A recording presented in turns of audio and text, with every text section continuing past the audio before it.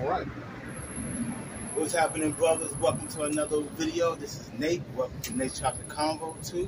The only podcast where building the man is the business. And we got a very special guest here. His name is Shuvar.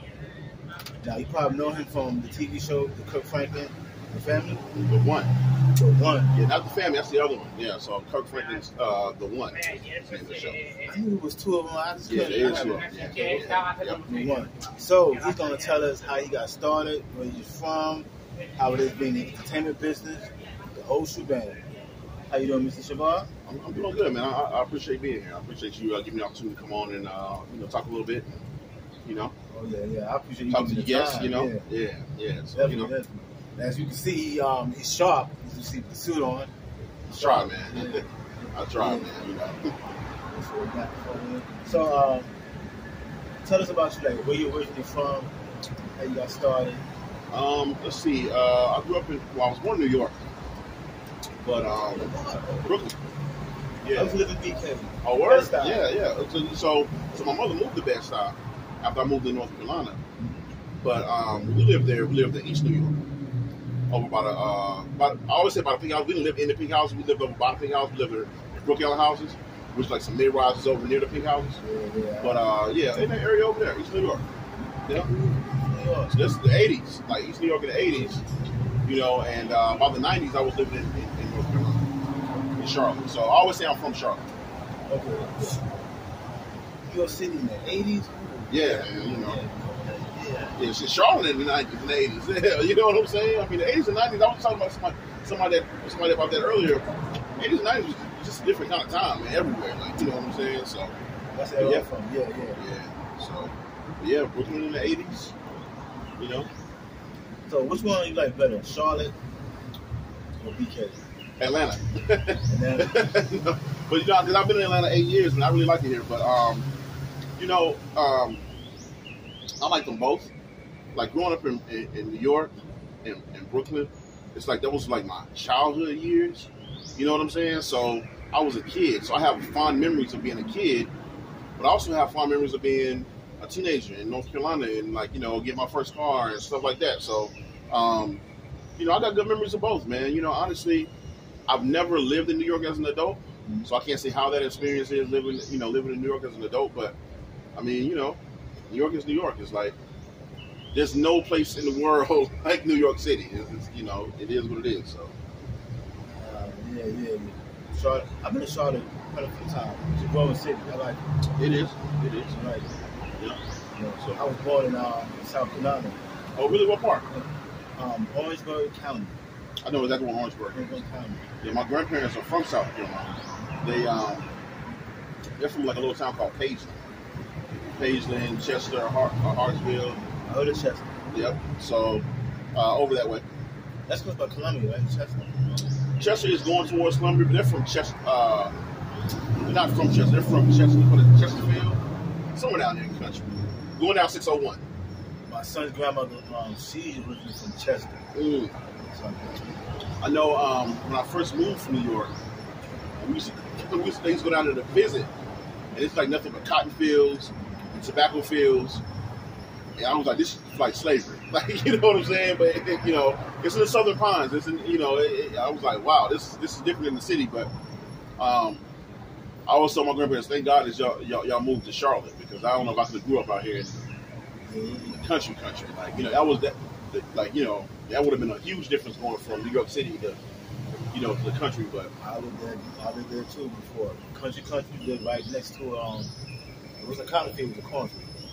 Listen, I had cousins that lived in South Carolina.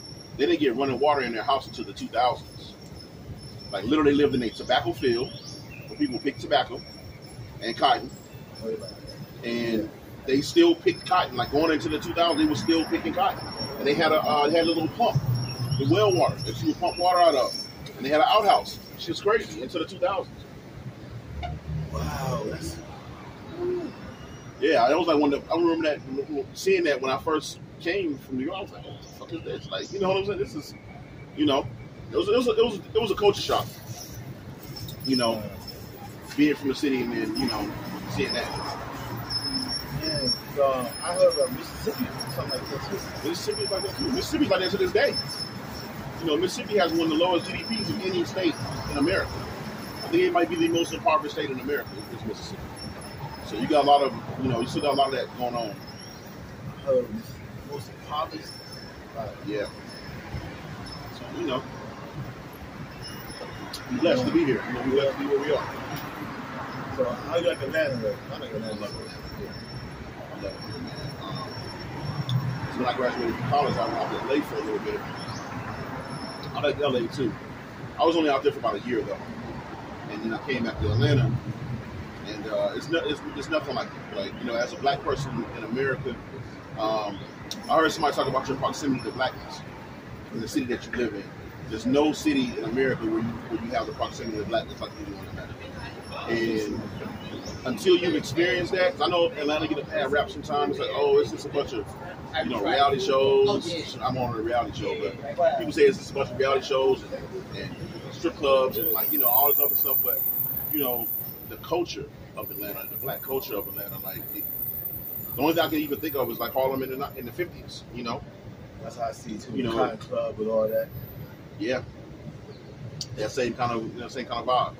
Because I always say, they gotta be somewhere you can go in America and prosper. We can't all be broke. And not that Atlanta doesn't have its problems. I mean, you know what I'm saying? Every city is going to have its issues, but A lot of opportunity there. there's a lot of opportunity here. And I heard one of the civil rights leaders, I can't remember exactly which one it was, but he was talking about when he first moved to Atlanta as a boy. And he said the thing that he loved was, in Atlanta, you don't have to be a certain kind of black. Like, you know, I grew up in Charlotte. I spent my adult years, my young adult years in Charlotte. Charlotte's a banking city. And if you don't know how to navigate the corporate spaces, and you don't do well in corporate spaces, there's really ain't much else for you to do in Charlotte, other than go work for the bank or, you know, something along those lines, or a company that services the bank, you know. So, you know, it's like if you don't do well in corporate spaces, which not everybody does, then there's not a lot else for you to do. The beautiful thing about Atlanta is whatever kind of black you are, you can just be who you are. And you can find a lane that matches, matches your personality. That's true. You got people from California here, Chicago. Everywhere. Other countries. All over the world, yeah, exactly. A lot of Africans. Matter of fact, we got the third largest Ethiopian population. Dude. Okay. I think Minnesota. No, Minneapolis is one. Really? Okay. DC is number 2. We number 3. Wow. The largest in the U.S. Wow, I didn't know that. I can visit in Ethiopia. They all over the place. Yeah, man. Yeah. It do seem like you went to a lot of Ethiopians, Nigerians. But it's Ethiopians, it's Nigerians, it's everywhere. Like, Kenyans. I met people from Botswana. I met people from all over the diaspora, like all over Africa. So, It's the place to be. So, how did you meet Kirk Franklin? Well, I didn't meet Kirk until we actually started doing the show. So, I guess I said the way I got on the show was I've always done like acting and comedy, and I auditioned for another show, and I didn't get that part, but it was the same production company. So the girl called me back and said, "Hey, I know you auditioned for this right here, but would you consider doing reality TV?" I'm like, "Well, what kind of reality TV, right?" So she said, "Well, we got a new show." She didn't tell me exactly who the person was, like who the host was. It's hosted by a major entertainment figure. It's about dating in Atlanta. We think you'll be a good fit for it. Just come and do an episode and, see if you like it. So I went and did that. And I met Kirk Franklin on the second episode that we did, or the second taping. It was all one episode. When we tape two segments per episode. So on that second segment, I met Kirk. Kirk was real cool, man. He was, not Hollywood at all. Like, not like you would expect for like a major superstar. So Kirk was cool. How long have you been doing that? How long I've been acting? So I've been acting about 3 years. I've been doing entertainment. I used to be a rapper back in the day, and then I managed artists for a little bit. In the late 2000s, I managed artists, and then I got into radio and comedy. So I've been doing like entertainment, like really, really doing entertainment for probably about About 12, 13 years now. Yeah. That's a minute. It's been a while, yeah. How are you doing, Kirk Franklin? This is my first season. Yeah, so I just got on there. Yeah, this is the first season of the show, and we. Natural, look like you've been on there since the show been. Well, this is the first season of the show. Yeah, so, yep, the first season of this show anyway. Okay. Yeah, this is the first season of this show. Yep. So I've only been working with them since December. Yeah. A lot of fun. It was fun, man. It is. I'm not gonna lie. It was fun. Is it long hours doing that, or just? Some days, when we were filming, they got a little long. But truth be told, not really, because it's like what we're doing right now. We'll do this for 30 minutes, an hour. Then you go sit, chill, and then so you might get up at 7 o'clock in the morning, and they start getting you ready. They mic you up and all that stuff, and then you might have to go film a segment, but you might not be in the next segment. You might be chilling while they filming something else, and you just kind of sit around chilling. You know what I'm saying? So you just got to be on set all day. So that's the hard part about it. Okay, so they film different. They film in different segments all during the day. You might be in that segment, you might not be, but you got to be mic'd up and ready just in case you are. You know what I'm saying? So that's the long part about it. But truth be told, it was fun. Like the first half of the season, it was just like going on dates. You know what I'm saying? And then the second half of the season, we moved in the house with Kirk and his wife. So we was just there all day. Like, you know what I'm saying? That's the actual house. It's not their house. No, it's not their house. Okay, but it is a mansion that's here in Atlanta. It's I want to say the mansion was like 25,000. It was a big ass house, bro. Like, it was huge, man. It was very big. So it was 7 guys, 7 girls, and then the Franklins, they were there as well. And then as far as the production crew, I mean, there was probably 50 people in the production crew, like that would come and go, throughout the day, between security and the people that do the gaffers and the camera operators and ADs and stuff like that. So it was cool. So the one is basically like a dating. It is a dating. It is a dating themed show. So you got a bachelor and you got a bachelorette, right? So the bachelor, he has 6 women, and the bachelorette, she has six guys. We all live in this house together, and of course, you're there for the girl who, the bachelorette or whatever, but then also they want to see how you're interacting with other women as well. So they want to see how everybody interacts together. So it was cool, man. I feel like I would do it again. It's like the perfect job. They get dressed nice. You get dressed nice every day, and they feed you, and you do activities, and you really get to know people. I feel like as far as the crew of the show, the people that were in the house, I always say this: I wouldn't have chosen a better group of people to do it with. Like I feel like I was really cool with everybody on the show. Like at this point, they feel like my brothers and sisters. You know what I'm saying? Or they feel like we live together, because we did live together for almost 2 months. So it was a good experience. So how do they pay you? They pay you. Is it by? I know it's not by hours. No, it's not by hours. They pay you to be on the show. It was, you got paid to be on the show. And they you got a check. So that's a good deal. I was thinking about doing. You ever heard of Central Casting? I've heard of. I booked some jobs through Central Casting. I got the app. So I was thinking about doing, like a little movie, like a little extra. Yep. Just to see, because. So extra work is different though. So extra work is different than when you be a recurring cast or main cast. When you do extra work, you normally get paid the same day. Or if you don't get paid the same day, sometimes they will issue you a check like a week later. But usually with extra work, you're getting paid the same day. I'm doing a lot of extra work. So, which is cool. You got some people, that's all they do. You got some actors, that's all they want to do. Because you got to think as an extra here in Atlanta without a SAG card, but without being a member of, Screen Actors Guild, you can still make $150, $200 a day, $300 a day. I mean, you get your SAG card, go out to LA, they making $800,000, $900,000 a day to be an extra. So, I mean, it could be good money in there. You know, so some people, that's all they want to do. Yeah, I thought about doing that too. Like, yeah, extra. Yeah, if you can consistently get booked as an extra, I mean, you know, it can be a consistent paycheck. You making $300-400 a day. You do that 4 days a week. Shit, that's $1,500, $1,600 a week. You know, so and you are a full-fledged actor because that's what you do. That's it. I know man, doing that right now. Yeah, there's a lot of people doing that. So, like I always tell people, like I think that people feel like when it comes to like following your dreams or starting a business, even if it's not like something creative, when you start a business in general, they feel like you have to get rich with it. But truth be told, you don't have to get rich. You just need to be able to take care of yourself.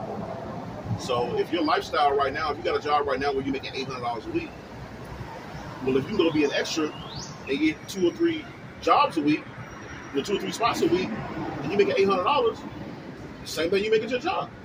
So if you can live off $800 from your job, you can live off $800 from working for yourself. You know, you don't have to get rich from doing it. You know, the key is the freedom of not having to be under somebody else's control. I was going to say the same directly. It's the key is the freedom. Yeah, that's it. It's more the freedom than the money. Yeah. Yeah. The 9 to 5s. Yeah.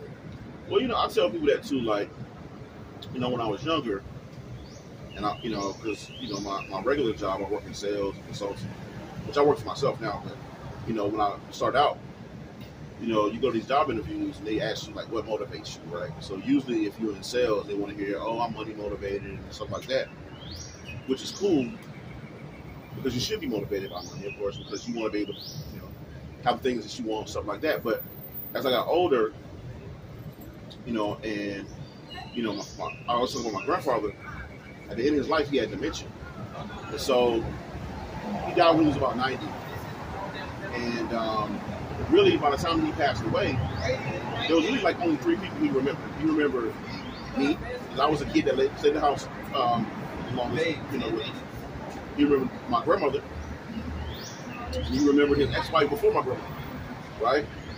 And what that made me realize was, you know, and he remembered the things that you know, the experiences he had with him.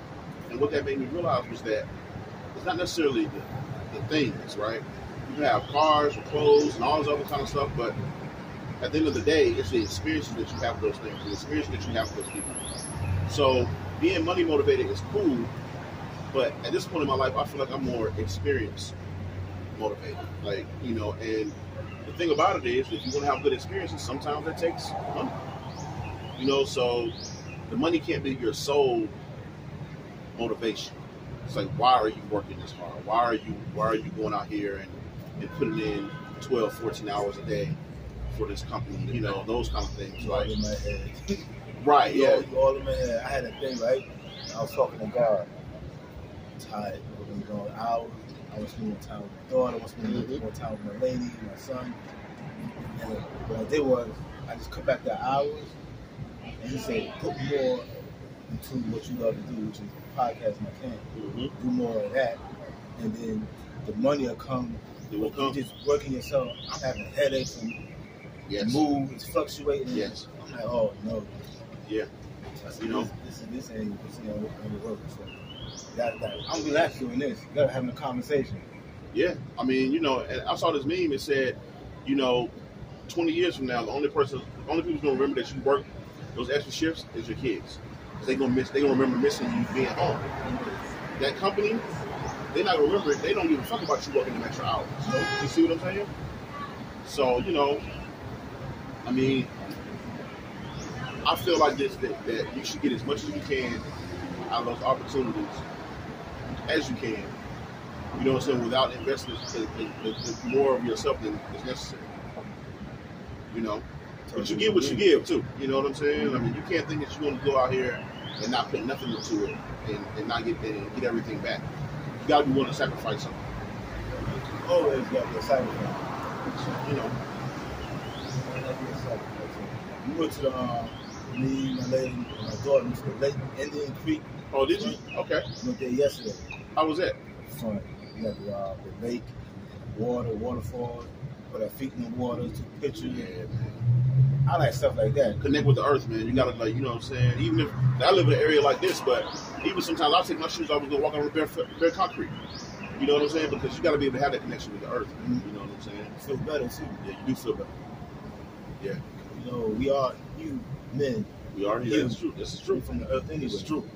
You know, because our connection to the earth, you know, we got that natural connection to the earth that because we're so connected to the universe, because we're so connected to the earth, other coaches were able to come in and you know, take over because to us, the things that they focused on, this wasn't no big deal to us. Like, you know what I'm saying? How can you own land when we're one with the land? How can you own a river?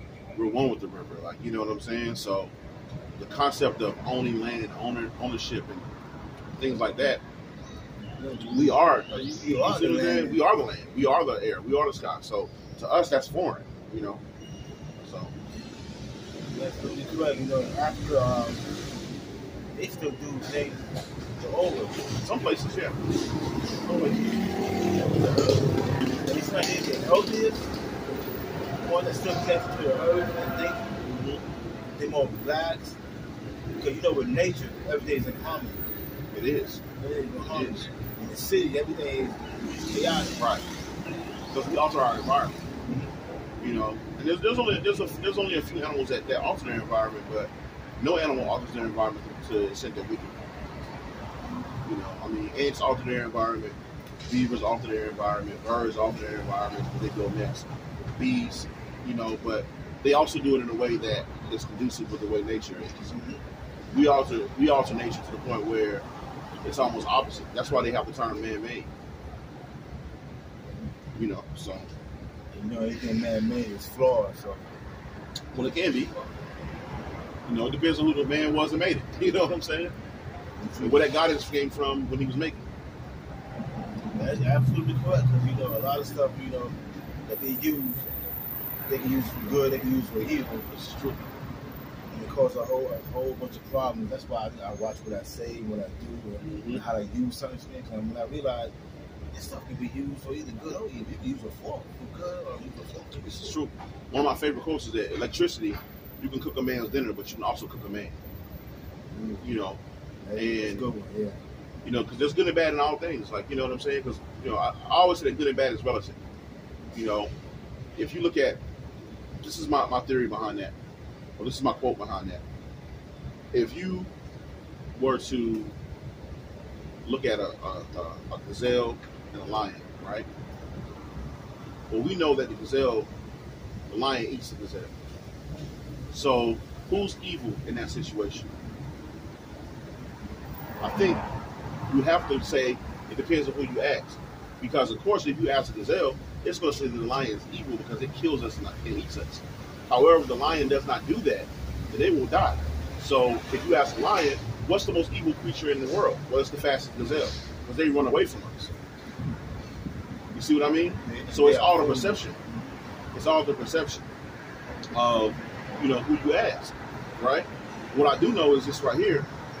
The same way that the universe, God, has provided the lion with big muscles and teeth and claws to bring down any gazelle, it also has provided the gazelle with swift feet, speed, eyesight, and balance so they can get away from the strongest lion. So if each one of those animals just uses what God has given it to the best of its ability, it can be the greatest one of those that has ever been. The problem is that you have a lot of gazelles that want to be lions. They're so focused on the fact that, oh, lions have sharp teeth. Lions have big muscles. I wish I had big muscles and sharp teeth like a lion. Well, you don't need big muscles and sharp teeth like a lion because the universe created you to be a gazelle. If you were focused on the things that a gazelle has, you could outlive any lion. You could be the greatest gazelle there ever was. They are fast. They are fast. I mean, the slowest gazelle is probably faster than the fastest lion. Yeah, pretty right. Everything works. Man. The only time that the way animals that hunt is by causing the animal that is hunting to get off of its game, to take its focus off of doing what it's supposed to do. They catch the weak ones, they catch the sick ones, they catch the ones who don't follow the herd, the ones that don't really know how to be a gazelle. That's the ones they catch and eat. They do that. Yeah. Watching National Geographic. If you want that herd or one that's straight away on the path. Yep. That's the ones that catch the evil. The ones that don't focus on the gifts that God has already given. That's people. That's people. Because that happens with us. Like, we'll sit there and be like, oh, you know, this guy is tall, this guy is short, you know, this guy is skinny, oh, you know, this girl is pretty, or this girl has long.